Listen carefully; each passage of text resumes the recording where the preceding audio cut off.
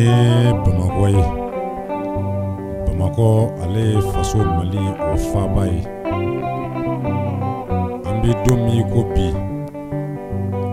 maa 2,000,000 ani maa 500,000 bɔɲɔgɔnko o de bi k'a ka ɲɛnamaya ni k'a latigɛ Bamakɔ kɔnɔ. Nakɔ sɛnɛ ale ye ladala cikɛ ye an fɛ Bamakɔ yan. Nka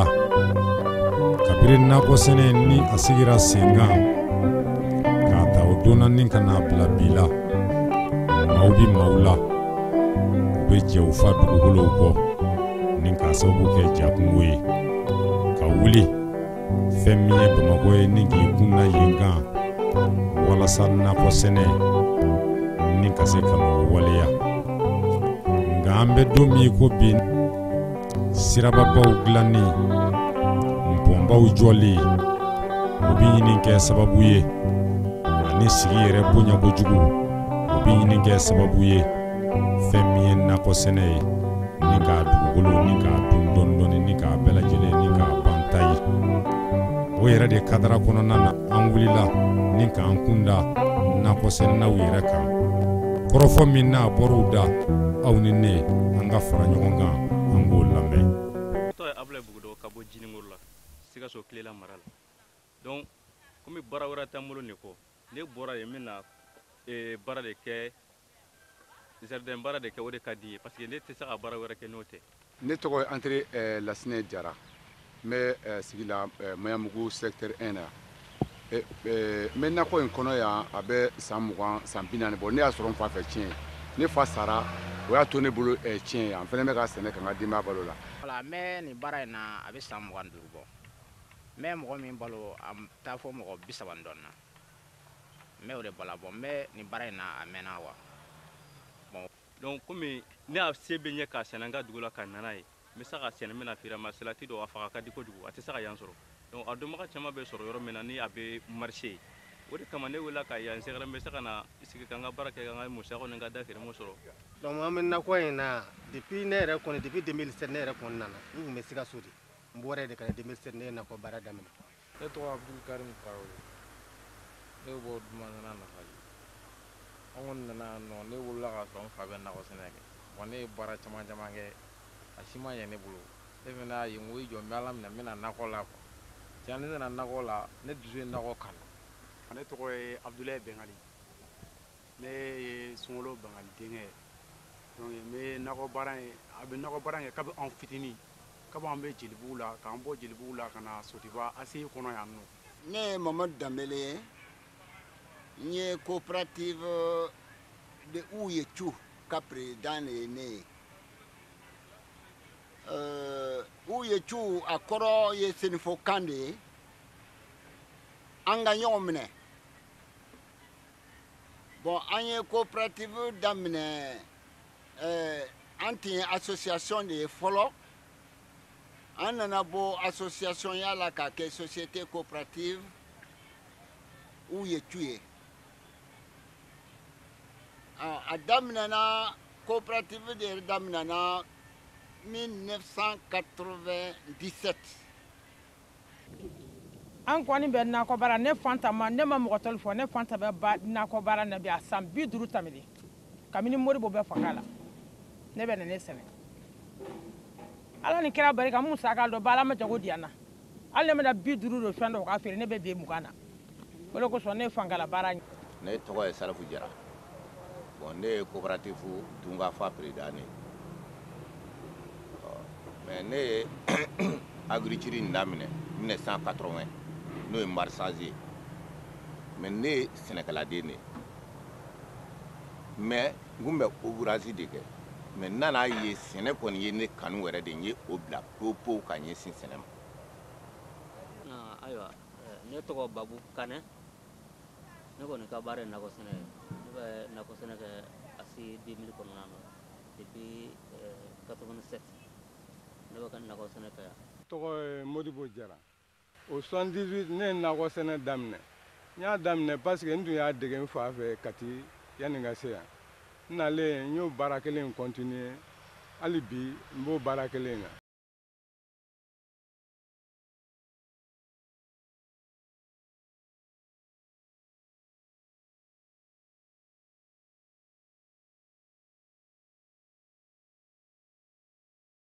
gɛlɛya ka bon an bɛɛ an b'an ka denbayaw balo a la an bɛ nafa dɔɔni sɔrɔ a la. n bɛ fɛn bɛɛ sɔrɔ a la san kɔnɔ n bɛ fɛn kɛnɛ t'i ban yan. ko sono nakɔ baara in filɛ nin ye vraiment n'i ko a ma fɛn lase ma n tɛ se k'o fɔ a ye fɛn lase ma a kɔni a ma fɛn lase ma min ɲɛ bɔ a ma fɛn lase ma fɔlɔ n bɛ se k'a fɔ nin bɛɛ ma bɛn n bolo mais k'a fɔ don o don ka daladon dumuni n b'o sɔrɔ a kɔnɔ. baara nin ne ye dutɛrɛ sɔrɔ a la ne kɔni ma se k'a kɛ ɔ tɔn fana ne donna k'a sɔrɔ tɔnw bɛ yen sigiyɔrɔma joli bɔ nka ne ma don tɔn si la. n ye nafa sɔrɔ a la parce que musa tile la a bɛɛ b'a dɔn gɛlɛya min tun bɛ mɛtiriw kan an tun bɛ se ka kalo 3 kɛ an tɛ sara ne ka fɛn bɛɛ tun bɛ bɔ nakɔ in tellement nakɔ in ye nafa ɲa ne ye ne tɛ se k'a fɔ ka s'a dan na bi kɔni alhamdulilayi. ne yɛrɛ bɛ donya don min o y'a to k'a sara n ye n ka juru sara n lafiyalen don n bɛ se ka n denw ka musaka bɛɛ labɔ ne denw ka ko bɛɛ ye ne ye n b'u ka ekɔli sara n bɛ se k'u ka kuru ni ka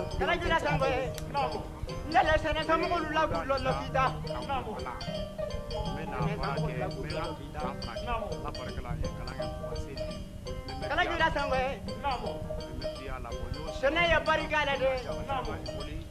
sene ye bere la de barika tɛ mɔgɔ mɔgɔ la foyi m'an kun mɛ bi jardin nafa caman na don an tɛ se k'a bɛɛ ɲɛfɔ nakɔ baara an ka baara in filɛ nin ye anw kelen n'aw kelen nakɔtigi kelen kala jira sango ye saisonnier donc vraiment a bɛ bɔ dɔ bɔ sene ka daba de mɔgɔ mun na fanna du ka fa o fana sabati n'i ye nakɔfɛn bɔ mɔgɔ bi ye mɛsamiya mana di donc du ka fa sabati mɔgɔ min bɔra kɔnna ka ladili kɛ juna la ka dɛmɛ dɔw ɲɛsin a bɛ sɔrɔ a ko la Kalijila de mɔgɔ sɔrɔ fɛn na mais n y'a daminɛ kalo dama dɔ dɔrɔn juru min na juru sara ala hali bi hali sini n bɛ na deli ka dɛmɛ k'a ye. Baara foyi t'an bolo ni nin baara tɛ an bɛ nakɔ baara de kɛ Kalijila sango ye b'a la an dayirimɛ de b'a la tɔɔrɔ fana t'an na. ale ye kuma min fɔ kuma de tɔ ɲa dɛ. an b'an timinandiya la ka nakɔ nin sɛnɛ ka k'an musaka ne yɛrɛ min filɛ ne cɛ san bɛɛ a bɛ san 10 o tuma an b'o nakɔ ni buruburu ni sɛnɛ mun na k'o mɔrɔkɔnin kɛ an b'a k'an musaka dɔ bɛ yen o denw bɛ baara la dɔ bɛ yen o denw yɛrɛ tɛ baara la nakɔ nin bɛ nafa min ɲɛ an ye ala de b'a dɔn. an kɔni ka fɛn bɛɛ bɛ ɲugu in de la an b'a ɲini an b'an denw ka finiw san a la an b'an denw ka nécessaire bɔ a la an yɛrɛ ka dépense bɛɛ b'a la an ka fɛn bɛɛ de bɛ ɲugu in na donc n'a a fɔra ko k'o yɔrɔ la nɔgɔ a ma nɔgɔ anw yɛrɛ ma.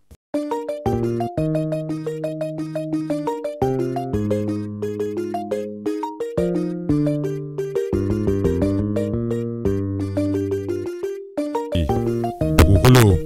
o don ni yurugu la walima ni k'a kalabu o bɛ ɲini kɛ sababu ye nakɔ sɛnɛ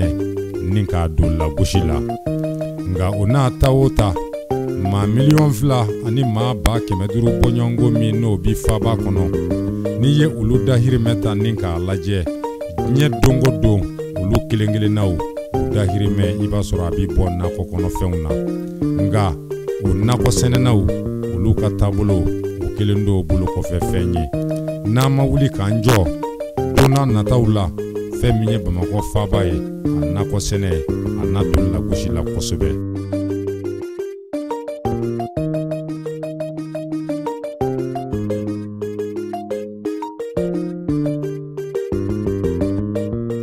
o bɛ yan ni nakɔ sɛnɛ in tigɛr'u la vraiment a bɛ jouer u ka adamadenya kan kosɛbɛ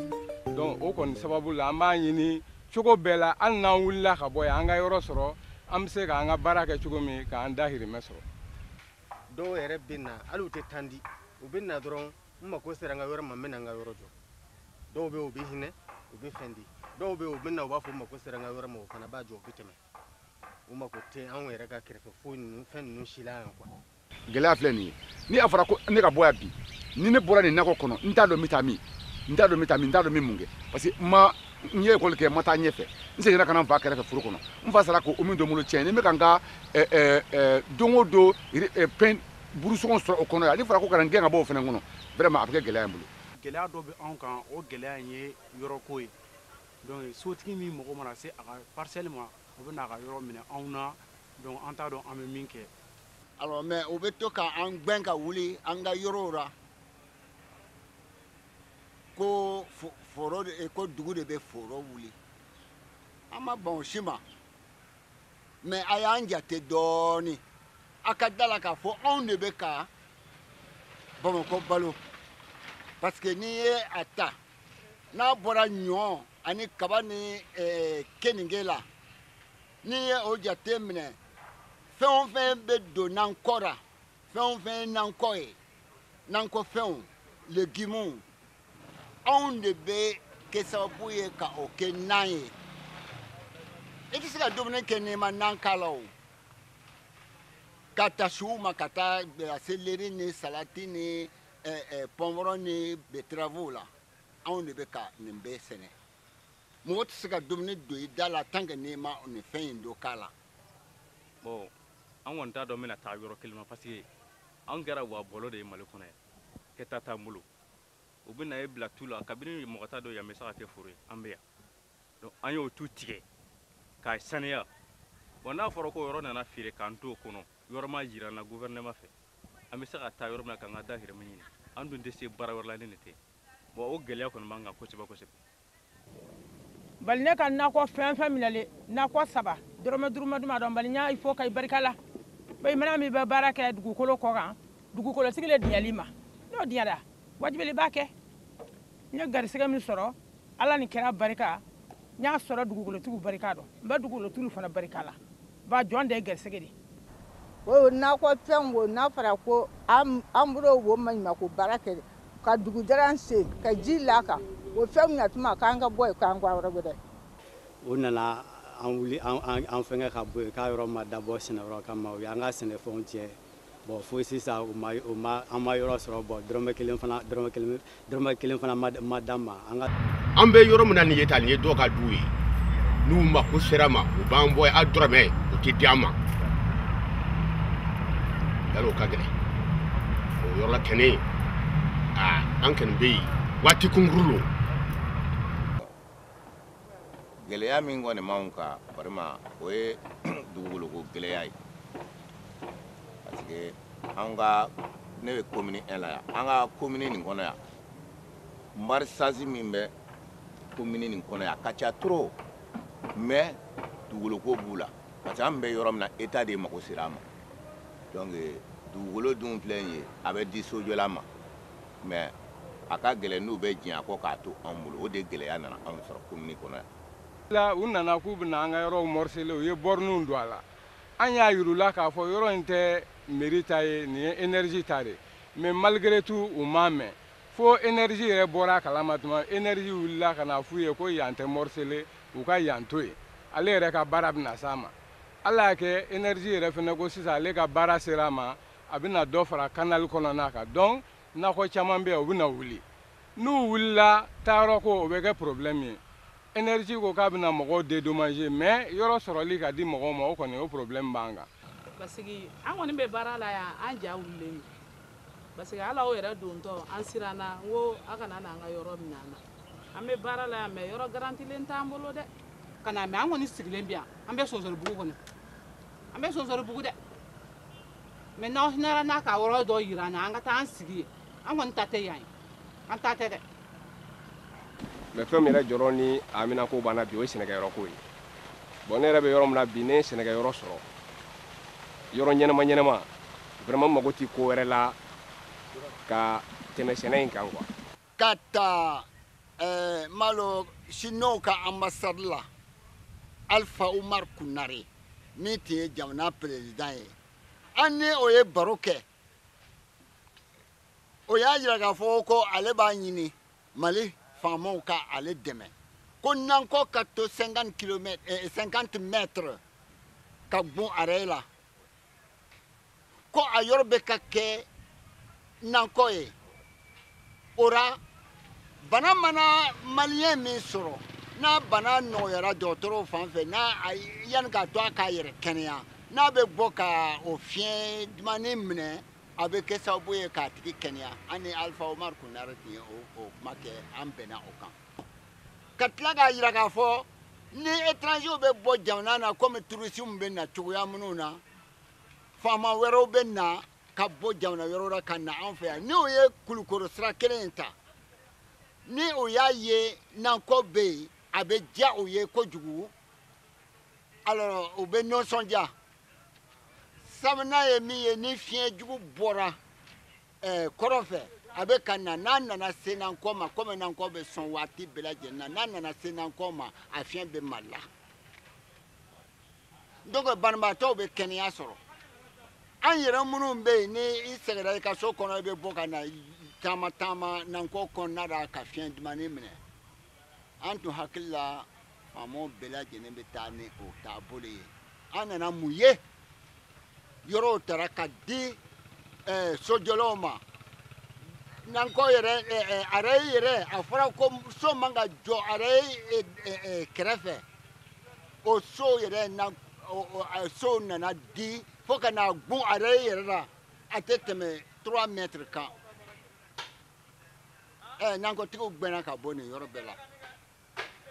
o kosɔn en 1998 an taara o y'a sɔrɔ président min bɛ yen bi ni o ye IBK ye o y'a sɔrɔ IBK ye premier ministre ye dɛ bon an ko an bɛ grève kɛ bon ko bɛɛ an ko an bɛ grève kɛ parce que min bɛ ka kan na a taacogo man ɲi an bɛ grève kɛ an taara premier ministre prématuré la an taara a fɛ yen a y'a jira k'a fɔ nankɔtigiw a ye sabara a kana grève kɛ parce que ni aw ye grève kɛ a bɛ maliyɛn min faga a ka ca i bɛ k'a da ye o fɔ hali n'a bɛ fanga na bi peut-être a bɛ se k'a fɔ ko a ɲinana n'o tɛ a y'a kuma fɔ an ye a bɛ an b'a bɛɛ dɔn a ko aw ka grève lɛri kelen a bɛ maliyɛn min faga a ka jugu parce que i b'a sɔrɔ dɔgɔtɔrɔso la banabaatɔ dɔ bɛ dɔgɔtɔrɔso la a man kɛnɛ a yira k'a fɔ a tɛ se ka to dun a tɛ se ka malo dun a tɛ se ka foyi dun fo a ka légume de dun tomati ni betarafu ni mɔgɔ min joli banna i bɛ se ka betarafu san ka tomati ni fɛnkɛw jabaw k'a la o bɛ kɛ sababu ye k'a tigi kɛnɛya bon n'a fɔra ko aw bɛ grève kɛ mɔgɔ minnu bɛ na kɛnɛya aw bɛ olu bɛ faga an ka sawure an kana grève kɛ an ko basɛ premier ministre ni e côté an bɛ grève sonsoro anw ye nakɔsɛnɛnaw de ye mais foro t'an bolo n'i y'a ye i bɛ baara kɛ i seko n'i damayira la o b'a sɔrɔ lasi de b'i bolo lasi tɛ yen an bɛ yɔrɔ min na bi foro bɛ kuru kɔnɔ don o don an ni kuma caman de bɛ ɲɔgɔn na hali ni sojɔlaw nana i sɔrɔ yɔrɔ la o bɛ ka yɔrɔ mortise i y'a mɛn i bɛ sɔrɔ i ye san 20 san 10 i y'o kɛ yɔrɔ la u nana yɔrɔ dɔ d'an ma badala yan babi kɔrɔni ni tileben cɛ o yɔrɔ d'an ma an bɛna sɔn tuma o tuma o yɔrɔ fana nana clôturer ko titre foncier bayi le tun bɛ IER ni gouvernement cɛ ko sanji 90 olu fana y'a ta ka d'an ma ko an bɛ se k'a kɛ an ka yɔrɔ ye Alpha y'an dɛmɛ o la IBK olu y'an dɛmɛ o la o ɲɛnabɔra o y'a sɔrɔ karamɔgɔ Sumuno ale le tun bɛ APCAM na olu y'an dɛmɛ a ko la a sera ka ɲɛ mais olu nana bɔ fanga na mun nana ye papier de nana jira an na ko titre foncier k'a kɛra titre foncier k'a bɔsira IER la hali bi a bayi bɛ ne bolo so kɔnɔ a bɔsira olu la k'a di waritigiw ma u ye mɔgɔw gɛn ka bɔ yen or que ça c'était 40 hectares an tun ye caman classé o yɔrɔ la o mais actuellement o y'a bɔsi an na mali faamaw a tɛ sabari a ka kun bugu an taara Sénégal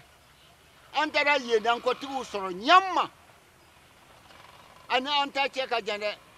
Par rapport au problème des maraîchers, le problème récurrent au niveau des maraîchers du district de Bamako, c'est effectivement un problème de sécurité foncière.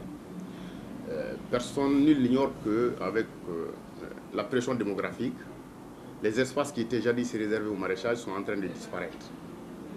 Ils sont en train de disparaître au profit des constructions urbaines. Ce qui fait que les maraîchers du district, ce sont des professionnels qui vivent de ça. Donc il fallait absolument qu'on trouve une solution pour qu'ils puissent continuer l'activité.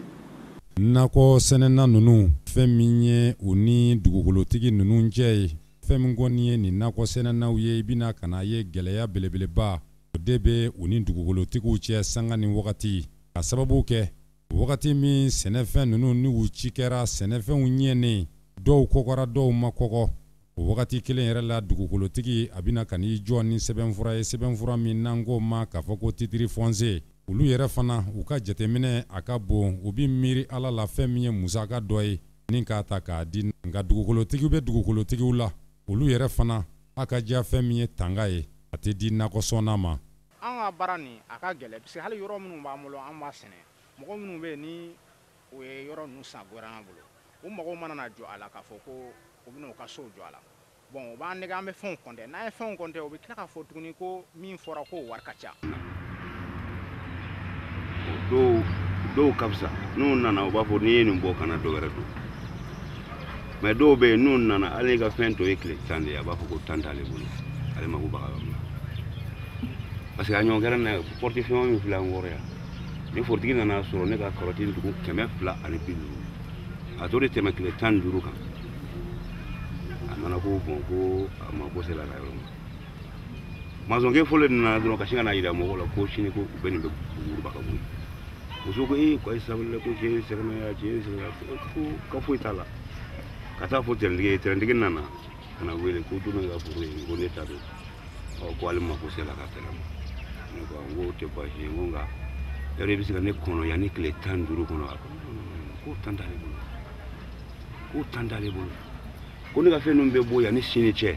ale bɛ baara daminɛ ne ko bon ko fɛn seli tɛ yen ni kɔni tɛ se ka n kɔnɔ tile 15 kɔnɔ ni tile 10 ɲɔgɔn bɛ sɔrɔ an na se k'a débrouiller ko 10 tɛ yen ko sini baara bɛ daminɛ ne ko i ka yɔrɔ filɛ. parce que ni dugukolotigi nana titiri de nin bɛ titiri de u bɛ na mais yana titiri ka d'u ma o y'a sɔrɔ an bɛ baara la dugukolo kan bon maintenant u nalen u nana ko état de ye yɔrɔ d'u ma an ko k'o tɛ baasi ye mais état ye yɔrɔ d'a ma mais état yɛrɛ b'a fɔ de n'i y'i ka titiri sɔrɔ i bɛ taa maa min sɔrɔ a kan fɛn min bɛ o bolo k'i ka fɛn d'a ma état kɔni y'i jɔ i jɔyɔrɔ la o la bon ni min nana dɔw bɛ an n'u bɛ kɛlɛ kɛ f'u b'an wele tribunal la mais an kɔni bɛ dɔ sɔrɔ ka d'u ma maa maa n'i nana an ka mɔgɔw wuli yan ka wuli an ye wari sɔrɔ ka d'a bɛɛ ma même i ɲɛ bɛ nin min na ka taa Badala ACE ka hectare 800 nin wa walima u y'a sara parce que u ye fɛn o fɛn tiɲɛ u ye o sara maintenant u ye i ye fɛn minnu se ka taga wuli n'o ye kɔlɔn ni yiri papaw ni kirikaraw u y'a bɛɛ recenser ani kɔlɔnw ka a bɛɛ wari sara donc ko ka bɔ yɔrɔ la mais an tilala k'u deli tiɲɛ don baara kɛla an ye baara kɛ ko ka bɔ yɔrɔ la a ta ye tiɲɛ ye mais an kana ɲɔgɔn nɛgɛ taa yɔrɔ t'an bolo koyi ala bɛ k'a fɔ ko état yɔrɔ di état ma yɔrɔ di dɛ parce que a dira da la mais a baara ma kɛ fɔlɔ an ma yɛlɛma ye an tilala ka papier kɛ ka taa di ACE ɲɛmɔgɔ ma o don ka Yakuba Jalo tun ye a PDG de an taara ala y'a kɛ tiɲɛ na a y'a nɔgɔya an bolo n ko bɛnkan ye bɛnkan ye a ye wari sara an ka bɔ yɔrɔ la n ko mais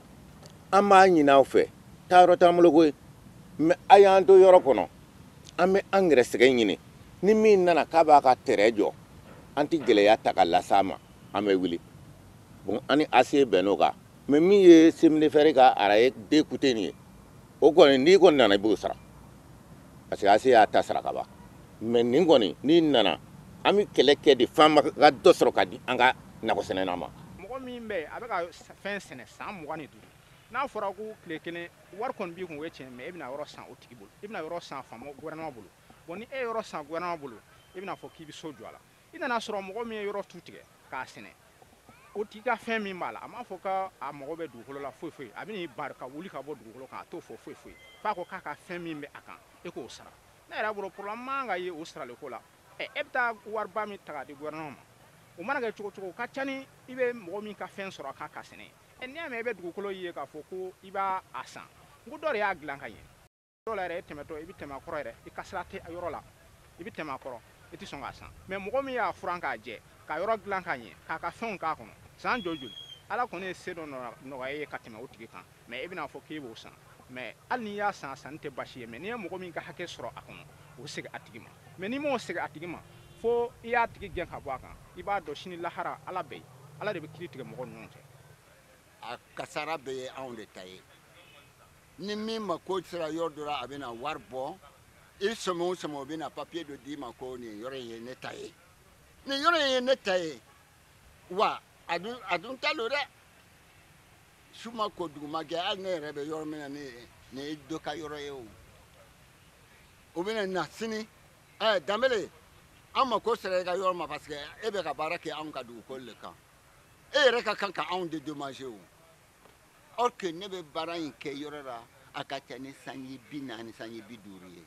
ne bɛ ka baara kɛ yɔrɔ la e nana tile kelen ko papier dira e ma ko ne ka wuli ka bɔ yen est ce que ko taara a taacogo la wa a ma taa a taacogo la n'o tɛ normalement ni gouvernement de ta ye dugukolo ye n'a nana e min sɔrɔ yan a kan ka i ka yɔrɔ lajɛ ka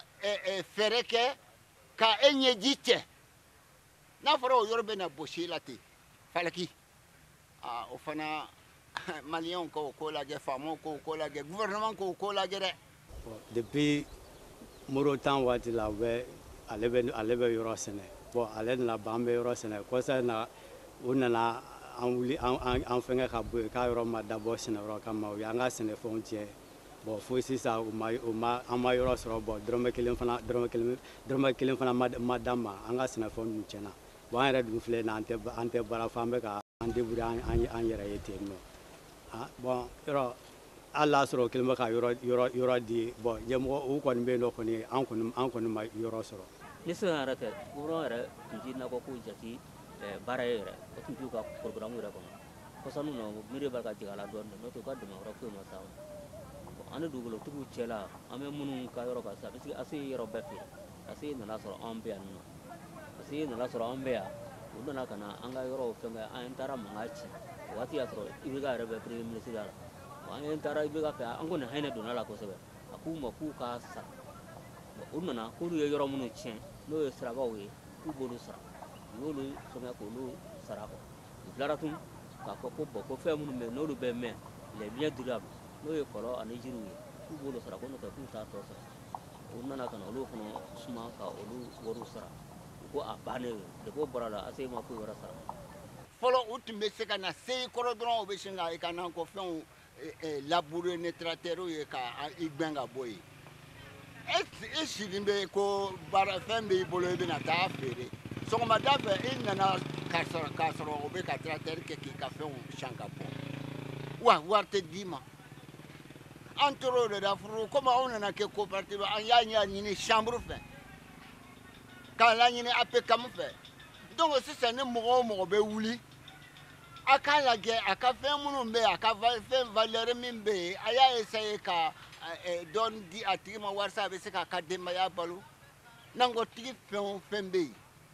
n'i y'a ta kɛmɛ o kɛmɛ i b'a sɔrɔ 98 olu bɛɛ lajɛlen denbaya min b'u bolo a ka ca ni mɔgɔ 20 ye ka ta mɔgɔ 10 na fo ka taa se mɔgɔ 20 ma o bɛ k'o balo. gouvernement ye a ye wuli ka jɔ kɛ fɛn min ye kɛnɛ ye ni ka se k'o di nakɔsɛnɛnaw ma saman kɔ kɛnɛ min yɛrɛ n'o bi tali kɛ hectare 100 bɔɲɔgɔnko la walasa nakɔsɛnɛ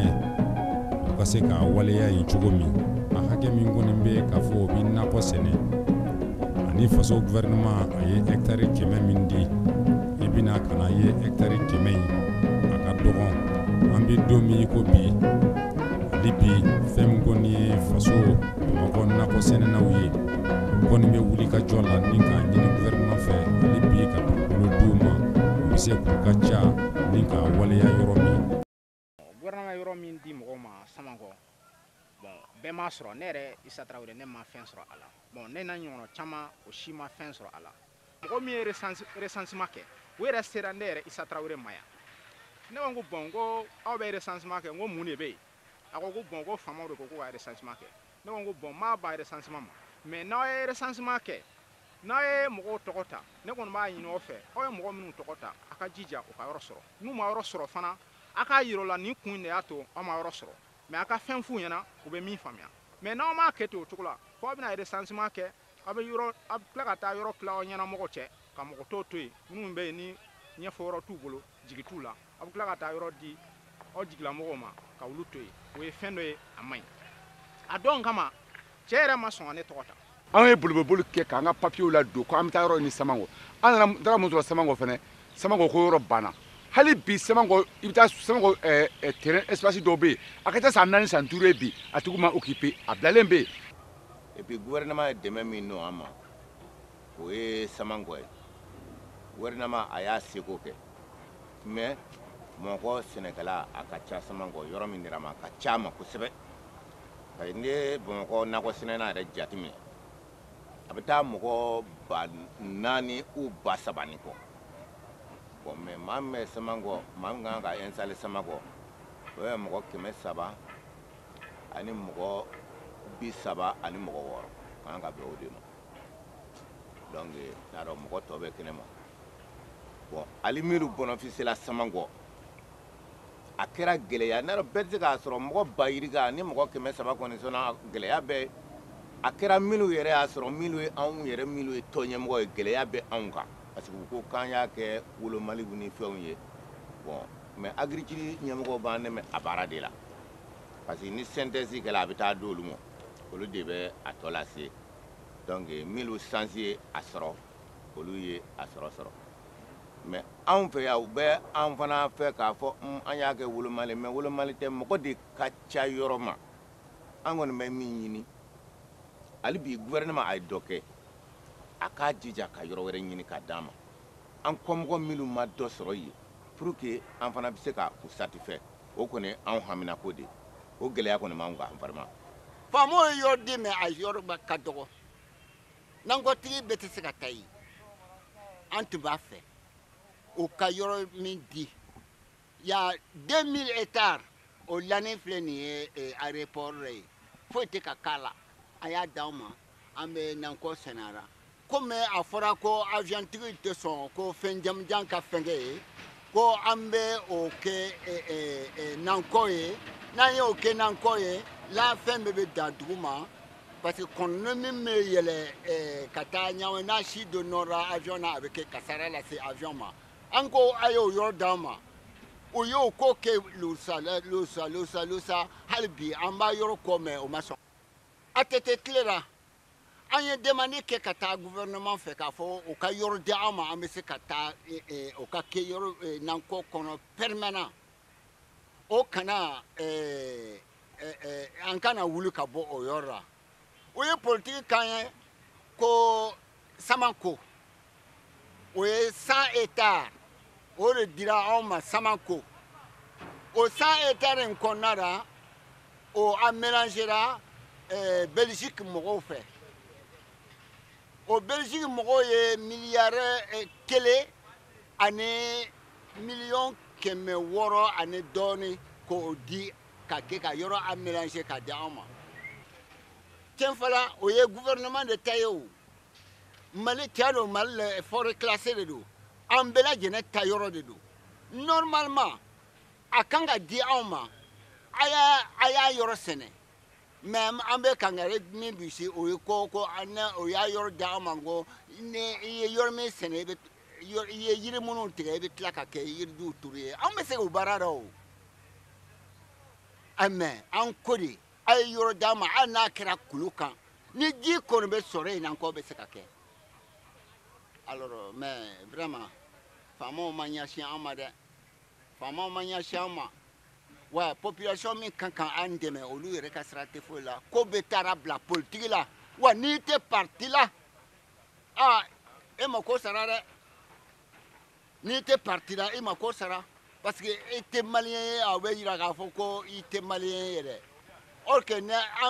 Mamadu ko ko n k'an yɛrɛ fɔ tuguni n b'a fɔ n ko ne ye dɔ kɛ sa dɛ n ye dɔ kɛ fo Mali yɛrɛ nana jɛn n'a ye ka médaille di n ma mérite agricole o dira n ma n b'o le la o u ye yɔrɔ min kofɔ nin ye yani n'a fɔra ko i ka nanko yɛrɛ ta a ɲɛ 40 ma mɔgɔ 3,000 ani mɔgɔ 600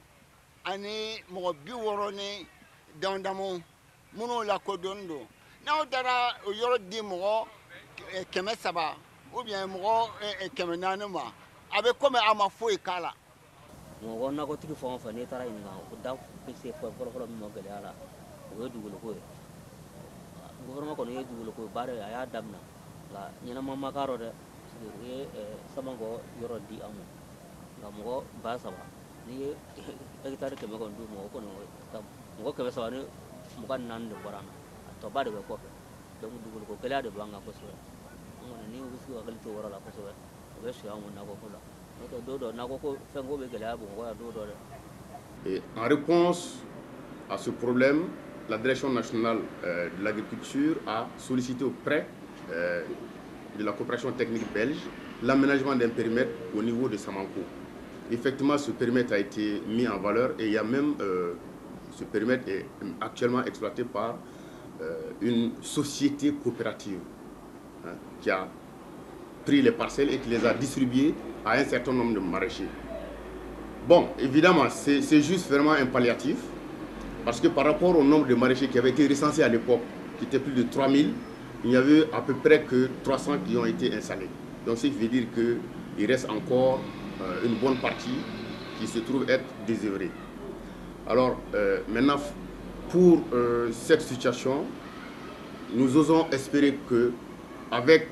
les premiers résultats qui seront obtenus par les maraîchers qui ont été déjà installés, le partenaire financier et technique belge a promis qu'effectivement il sera en mesure d'envisager de faire d'autres aménagements et dans d'autres localités. Donc ce qui veut dire que pour les nouveaux aménagements qui vont venir, et sûr et certain que le reste des maraîchers vont être pris. Ça c'est vraiment l'aspect général. Sanni feere o bunakun kana n'i y'o ta ni k'o sɛbɛkɔrɔ lajɛ i bɛna ka na ye fɛn min kɔni ye Bamakɔ faaba nakɔsɛnɛnaw ye u jɔrɔlen don k'a sababu kɛ sɛnɛfɛn wɛrɛ minnu bɛ yen n'olu bɛna ka bɔ nin dafɛduguw la o bi kɛ sababu ye fɛn min ye Bamakɔ nakɔsɛnɛnaw u ka sanni feere o taabolo ni k'o bisibasa ni k'a don a la u ka sanni feere ni k'a don lagosi la. Ni dinyo o yɛrɛ o taabolo ta ni k'a lajɛ Bamakɔ nakɔsɛnɛnaw ka sɛnɛfɛn a fanba yɛrɛ n'o bi tali kɛ karɔti la ni ka taa se supɔmuw ma o supɔmuw fana o de bi bɔ dafɛduguw la ni ka don Bamakɔ kɔnɔ o kuma wulikajɔ n'a ma kɛ don n'a nataw la fɛn min ye Bamakɔ nakɔko ye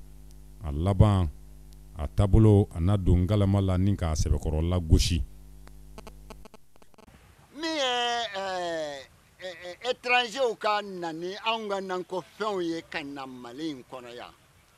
vraiment est ce que an ma dɔ tigɛ ka bɔ an ka sɛnɛkɛfɛnw na aw ka taa jamana wɛrɛ la ka taa olu ka nankɔfɛnw olu yɛrɛ ka nankɔfɛnw bɛ kɛ ɲan ma ni anw y'an ta sɛnɛya cogo o cogo i b'a sɔrɔ olu taw minnu bɛ na karoti kelen bɛ nɔnkɔn bɔ a ka bon fana ni an ka bolo ye n'i y'a karoti kelen ye i bɛ sɔn a ye k'a sɔrɔ fɛn ɲɛnama tɛ fɛn ɲɛnama tɛ u bɛ produit min ka u ka yɔrɔ la normalement n'a yirala anw na an tɛ sɔn k'a fɛn san an tɛ sɔn k'a san an ta minnu bɛ yan an yɛrɛw bolo yan an bannen bɛ an ta minnu na o de ye normal ye parce que an tɛna se k'a kɛ o produit façon don an taw la yan ka di an ka badenw ni an fadenw ma parce que n'an y'o don a la y'a mɛn fɔ o poison a bɛ komi an y'an yɛrɛ poisonné mais Maroko karoti n'a nana walahi a karoti u bɛ ban an ta karotiw la bɛɛ ɲɛsinnen b'o la parce que Bamakɔ kaw tagalan ye ni fɛn belebele hali n'a ka di ne ye sisan ne bɛ o poison façon don n ka salati la n ka salati ju kelen a bɛ tantamananin kelen fa n'a ka di n ye ne bɛ o kɛ mais ni n y'o kɛ n ye n yɛrɛ poisonné ka maliyɛnw poisonné n tɛ sɔn o ma an ko o ka sawure maliyɛn faamaw k'a essayer ka o ka étranger nin jɔ ye fɔlɔ u ka wasa don u denw ani u kɔrɔw ni u dɔgɔw u bɛ ka min sɛnɛya o de y'an ta ye dɛ n'a fɔra ko min mana bɔ étranger la ka na aw bɛ girin o kan aw yɛrɛ denw bɛ ka min sɛnɛ aw bɛ ban o la olu bɛ balo cogo di parce que olu ta bɛ na y'an ma ye sa o ka ɲagaɲaganin don ni ne a produit façon kɛ n ka salati la sisan ou bien n ka céleri la sisan n'a taara sugu la mɔgɔ o mɔgɔ bɛ taa sanni kɛ u ɲɛ bɛ o de la donc e ka fɛn tɛ san muso minnu bɛ n'a tigɛ anw fɛ ka taa sugu la olu fana bɛ n'a fɔ ko ko ma danbele n ye ka fɛn san tigɛ ya ka taga a ma san dɛ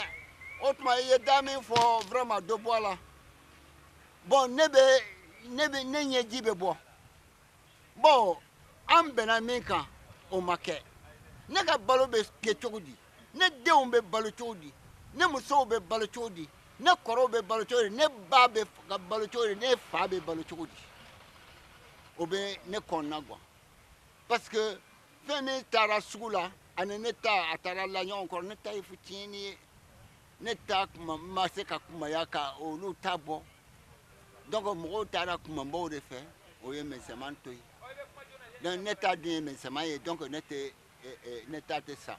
ne laban bɛna daba don ka n ye min sɛnɛ ka o siyan k'o fili hali fɛn minnu bɛ bɔ jamana wɛrɛ kan ka na an ka jamana in kan sisan a commencera ka an ka fɛn dɔw marché bi yan parce que mɔgɔw bɛ girin ka k'a fɛnw ka ɲi or que an ka yan fɛnw ka ɲi n'u ye ka taa ka segin mais munna u ka fɛnw min ɲana anw ta ye parce que u bɛ fɛnw baara cogo min na a moyen b'u ye u hakili latigɛlen don k'u bɛ yɔrɔ min kan k'u ta don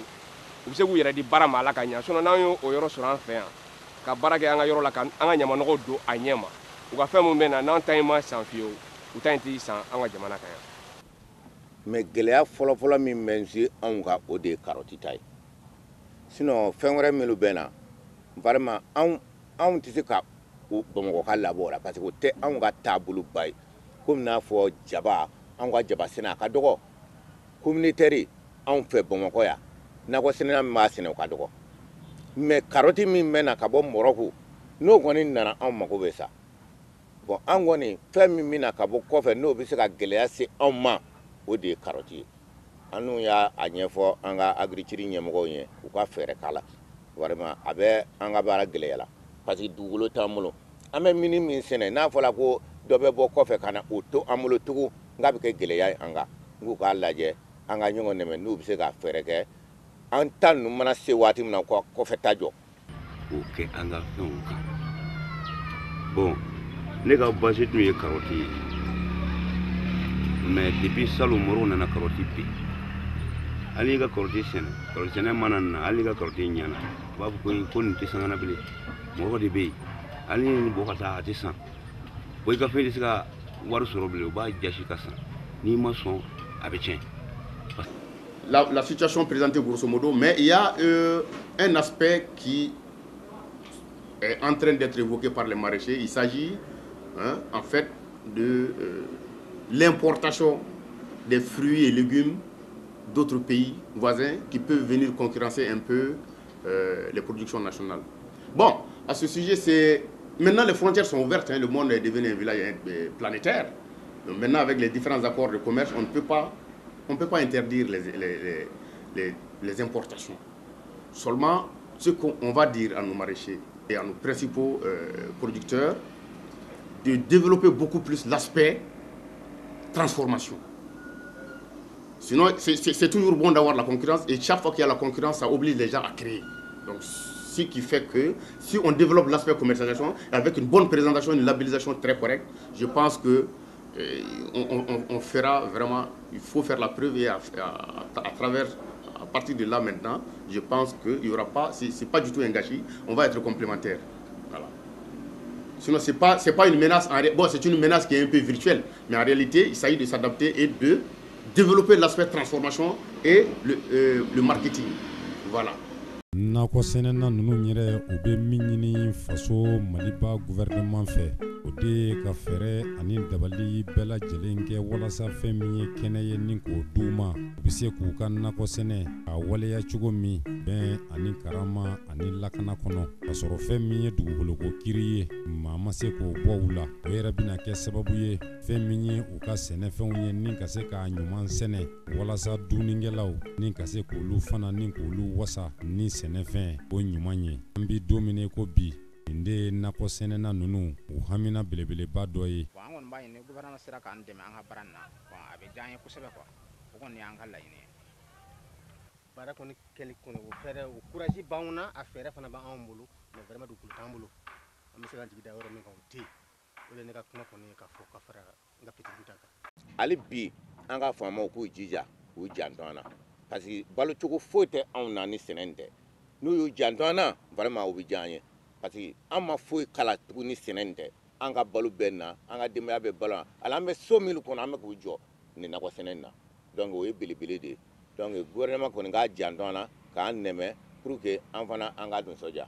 Anw kɔni bɛ min ɲini ni gouvernement sera ka fɛɛrɛ kɛ ka yɔrɔ ɲini ka d'an ma vraiment o bɛ diya n ye quoi o de ye ne hakilina ta ye. N'an bɛ se ka solution kɔni sɔrɔ ka yɔrɔ gouvernement ka se ka yɔrɔ yɛrɛ ɲini k'o d'an ma an bɛ to yɔrɔ min na koda ye o de tun ka d'an ye ka tɛmɛ nin bɛɛ kan. Kuma min b'an fɛ o kuma kelen don an bɛ sɛnɛ kɛ nin na k'a kɛ k'an musakaw lateli bɛɛ n'i ka baara don n'an wulila ka bɔ yan n'an sera ka yɔrɔ wɛrɛ sɔrɔ an bɛ se k'an ka mɔrɔkɔ kɛ yen an kɔni ka kuma ye min ye o y'o ye. Ni an kɔni sera ka dɛmɛ o la dɛmɛ cogo la vraiment o ka d'an ye bi kosɛbɛ n'o tɛ sɛnɛ kɔni en tant que sɛnɛkɛyɔrɔ b'an bolo dugu in kɔnɔ yan an tɛ ɲɛbɔ foyi wɛrɛ fɛ ka tɛmɛ sɛnɛ in kan. A bɛɛ ye o degun kelen de ye ka taa furu fɛn fɛn b'an kan an yɛrɛ ka yɔrɔ sɔrɔ an damana k'a fɔ nin y'an ta ye an ka to yɔrɔ la ka sɛnɛ k'o kɔnɔ o de ka d'an ye nin an tɛna se k'a fɔ k'an bɛ don baara wɛrɛ si la min tɛ nakɔ sɛnɛ ye mɔgɔ ye fɛn min dɔn i b'o baara de kɛ an bɛ balo nakɔ in de la n'an kɔni sera ka yɔrɔ sɔrɔ an bɛ an dahirimɛ sɔrɔ yɔrɔ min na o de ka d'an ye. An kɔni mɛnna yan nɔ n'an sera k'an dɛmɛ a bɛ diya anw ye dɛ ɲɔn tɛ se si t'anw ye anw tɛ baara dɔn an tɛ se jago la an tɛ se koma yɛlɛma na an bɛ nakɔ baara in dɔrɔn de dɔn. Gouvernement fɛ n'u sera ka yɔrɔ di anw ma an bɛ se ka an dahirimɛ sɔrɔ nin na kosɛbɛ ka se wagati ma an minnu ye denmisɛnninw ye ni an timinandiya yɛrɛ tɛ vraiment ko gɛlɛyara ko bɛna gɛlɛya don nataw la. Ne kɔni sera k'an dɛmɛ nakɔ sɛnɛla kɔni y'a sɔrɔ ko ma an tɛ foyi foyi ye barika kɔ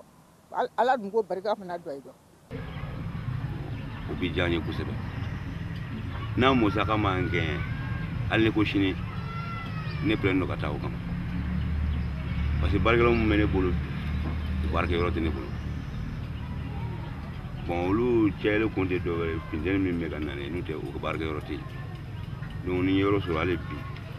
sini bɛ ne bɛ bolo don a la. K'an sen don k'an bolo don an ma se ka fɛn an ma fɛn sɔrɔ an ma foyi sɔrɔ yen hali sisan délai de dina an ma ko an ka wuli yan kɔntɛ ko machine bɛ na an ka doni cɛ a b'i jija cogo o cogo hali an ma yɔrɔ bɛrɛ sɔrɔ an tɛ yɔrɔ d'an ma saman kɔ. Komi ne yɛrɛ filɛ nin ye ne bɛ Sanburu la Sanburu Eli de ye ne fana ye 5e vice président sera la donc vraiment an kɔni m'an seko la service technique mɔgɔw tiɲɛ na o fana tɛ jija an ɲɛ la hali n'i y'a sɔrɔ a bɛɛ tɛ ɲɛnabɔ yɔrɔnin kelen vraiment u t'an ɲɛji bɔ parce que tuma caman n'u bɛ réunion kɛ an b'an ka gɛlɛyaw f'u ɲɛ u yɛrɛ bɛ na anw ka foro la bon o de bonya kɔni m'an n'u cɛ donc Sanburu kɔni b'a seko la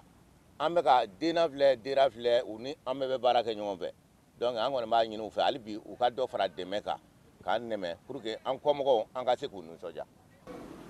Maintenant, par rapport aux différents projets qui ont démarré ou bien qui sont en cours de démarrage, nous pouvons citer le projet d'appui à l'accroissement de la productivité agricole au Mali, le PAPAM, qui effectivement est un projet d'investissement. Et dans ce cadre, les maraîchers, disons les producteurs d'une façon générale du monde rural, et principalement les maraîchers du district, ont été sollicités pour présenter des projets proactifs, des sous-projets proactifs qui seront financés. Et évidemment, ils ont une contrepartie à payer. Ça, c'est par rapport au PAPAM. Il ne faut pas oublier aussi, c'est un fait très important qui est remarquable, c'est que le gouvernement de la République du Mali, à travers le ministère de l'Agriculture et le ministère des Finances, a institué un fonds national d'appui à l'agriculture qui était prévu effectivement par la loi d'orientation agricole. Ce fonds a 3 guichets. Il y a un guichet développement agricole, il y a un guichet calamité naturelle et il y a un guichet fonds de garantie. Et on a passé l'information. L'information a été donnée à tous les producteurs du monde rural de monter des projets par rapport justement au fonds national d'appui, particulièrement le guichet développement agricole. Effectivement, il y a une série de produits qui ont été présentés et à la date d'aujourd'hui, dans toutes les régions, disons, les commissions qui ont été mises en place sont en train de sélectionner les projets pour pouvoir les transmettre en définitive au ministère du Développement rural pour financement. Ça, c'est le deuxième, ça c'est un fonds national. Maintenant, ce qu'on peut citer aussi, il y a le programme de compétitivité et de diversification agricole, le PCDA, qui, bon, effectivement, est en train de finir, mais qui a aussi financé des projets du monde rural, de tous les acteurs du monde rural. Donc, c'est pour dire que il y a, ça, c'est les perspectives, elles sont très bonnes. Voilà. En gros, ce qu'on peut dire par rapport vraiment à la situation d'évolution des maraîchers dans le district de Bamako.